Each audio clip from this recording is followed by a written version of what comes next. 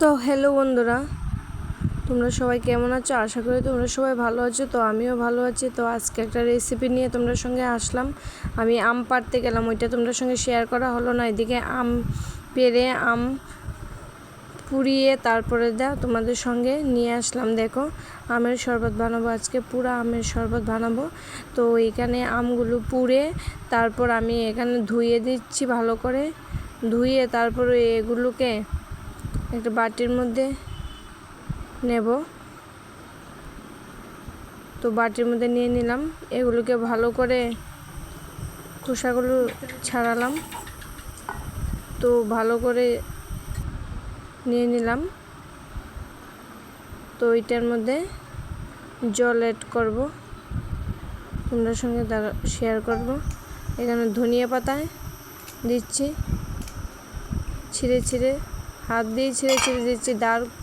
কোনো দরকারই নেই, আমাদের হাতগুলো দেওয়া হয়ে গিয়েছে। তো এখানে কাঁচা লঙ্কা দিচ্ছি, তো হাত দিয়ে ছিঁড়ে ছিঁড়ে দিচ্ছি।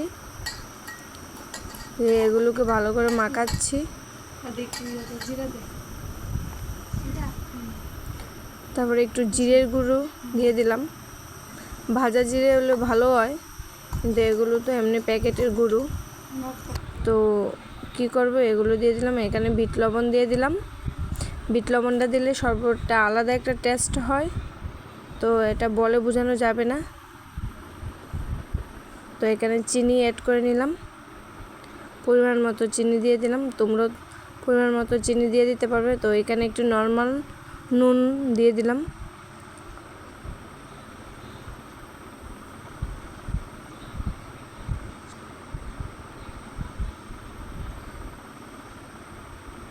তো এখানে আরেকটা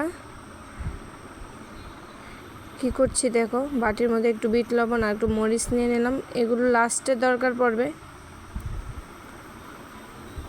এখানে এগুলোকে ভালো করে মিক্সড করছি, নুন চিনি এগুলোকে ভালো করে মিক্সড করছি।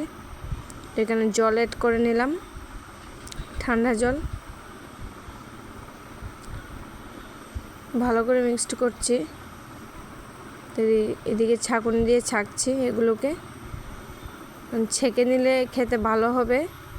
কিছুই থাকবে না, খোসা টুসে কিছুই থাকবে না, ধনিয়া পাতাও থাকবে না। তো একদম ফ্রেশ হয়ে যাবে ছেঁকে নিলে। তো ওই আগের থেকে করে নেওয়া নুন আর লঙ্কার গুঁড়োর করে নিয়েছিলাম, এগুলো গ্লাসের মধ্যে লাগিয়ে নিলাম অল্প করে। তো খেতে একটু দারুণ লাগে, একটু জিভগুলো জ্বালা পোড়া করে আর কি, আর কিছুই না। তো এখানে বরফ অ্যাড করে নিলাম।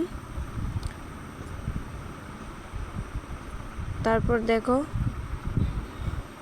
পরপর অন্য গ্লাসগুলোর মধ্যেও নিয়ে নিলাম।